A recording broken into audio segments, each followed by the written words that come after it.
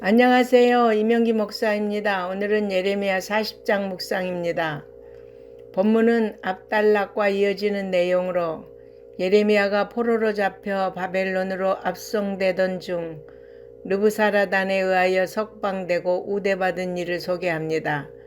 그런데 이미 앞절에서 예레미야는 바벨론 왕 느부갓네살의 특명에 의해 시위대들에 설치된 감옥으로부터 풀려났다고 했는데 아마도 그다랴의 집에 머물던 중 자신의 사역을 계속하기 위해 밖으로 나갔다가 일반 유다 백성으로 오인되어 바벨론 군사들에게 다시 붙잡혀 포로 행렬에 포함됐을 것으로 추측합니다. 이처럼 일반 포로들 중에 섞여 바벨론으로 끌려가던 예레미야는 그를 알아본 총사령관 느부사라단의 도움으로 다시 풀려나게 된 것으로 봅니다. 한편 느부사라단의 조치는 예레미야가 함께 바벨론으로 가면 선대하는 조치를 취하겠다는 것이고, 그게 싫으면 예레미야가 원하는 곳 어디서나 살도록 조치를 취하겠다는 것입니다.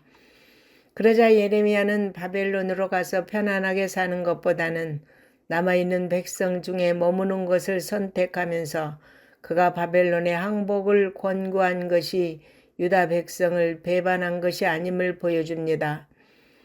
본문에서 바벨론 왕 느부갓네살은 시드기야를 포로로 잡아간 후 아히감의 아들 그다랴를 유다 총독으로 임명하여 유다에 남아있는 백성을 책임지게 했습니다. 이 소식을 들은 유다의 지휘관들과 군사들이 미스바에 있는 그다랴에게 나와 그와 만남을 갖습니다.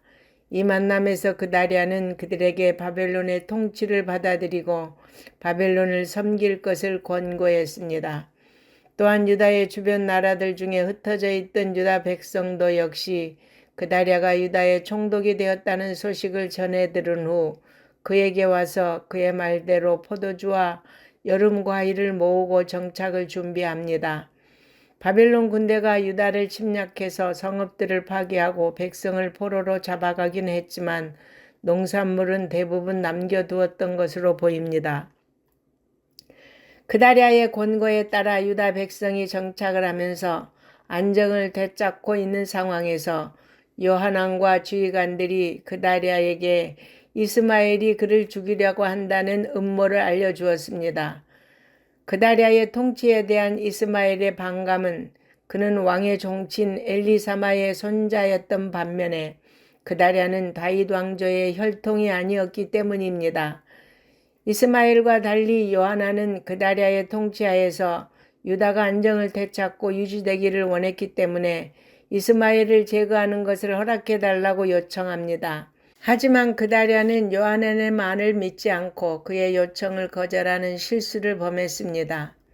그다랴의 판단이 잘못됐음이 드러납니다.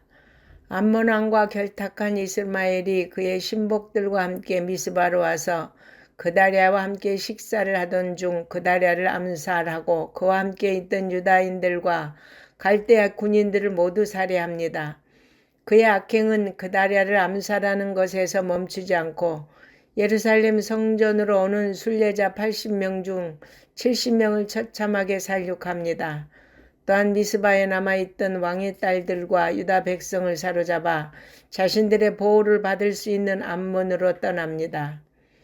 요하난을 신뢰하지 못하고 그의 요청을 거부한 그다랴는 결국 죽임을 당했을 뿐 아니라 요하난의 우려대로 유다에 남아있던 백성에게 고통을 안겨주었습니다. 우리는 이러한 사실에서 지도자의 잘못된 판단이 얼마나 심각한 결과를 초래하는지 분명히 확인할 수 있습니다. 따라서 지도자는 선과 악, 정의와 불의, 옳은 길과 그릇된 길을 정확히 판단하는 안목을 기르는 것은 물론 판단과 결정에 실수가 없도록 하기 위해 다른 사람들의 적절한 조언에도 귀를 기울이는 겸손한 자세를 늘 가져야 할 것입니다. 아멘.